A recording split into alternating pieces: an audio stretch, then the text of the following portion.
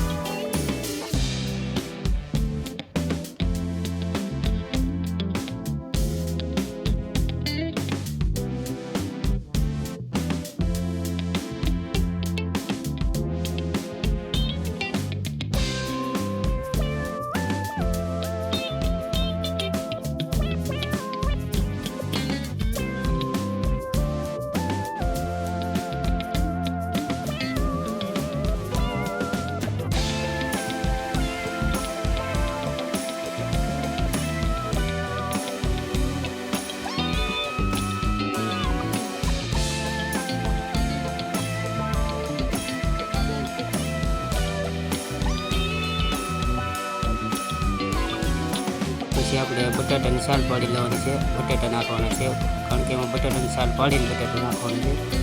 તો પ્રથમ આપણે બટાટાની છાલ પાડી લેવું.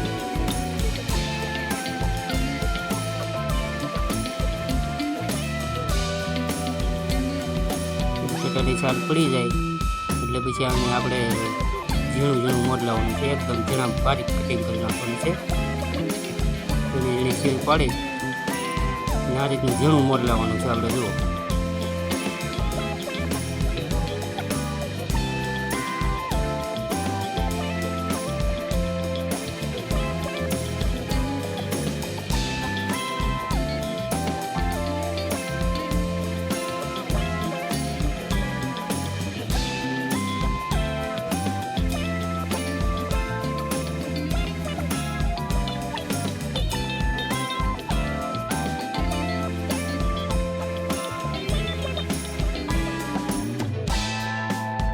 આ રીતનું બારીક કટિંગ કરી લેવાનું છે, ઝીણું ઝીણું.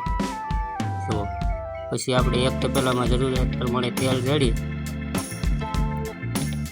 જે પ્રમાણે તેલ ખાતો એ પ્રમાણે રેડી અને પછી થોડોક સમય ગરમ થવા દેવાનું. જેવું ગરમ થઈ જાય પછી એમાં આપણે જે રાઈ નાખી દેવાની છે.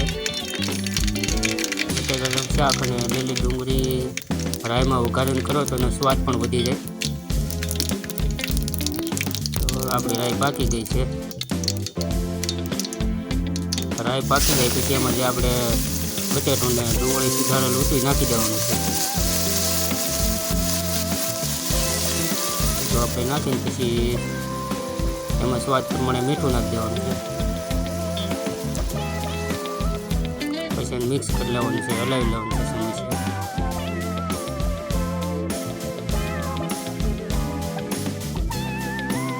તેમાં સ્વાદ પ્રમાણે હળદર નાખી દેવાની છે.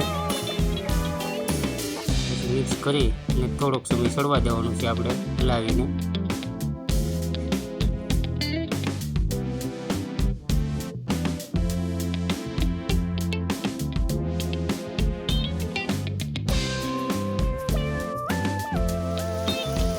થોડું પાકી જાય પછી એમાં આપણે લાલ મરચું નાખી દેવાનું છે આ રીતનું.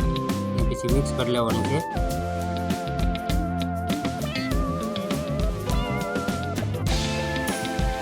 પછી તેમાં થોડુંક પાણી રેડી દેવાનું છે, મસાલા પાકે એ રીતનું. થોડુંક જરાક જ રેડવાનું છે, જાજુ નહીં.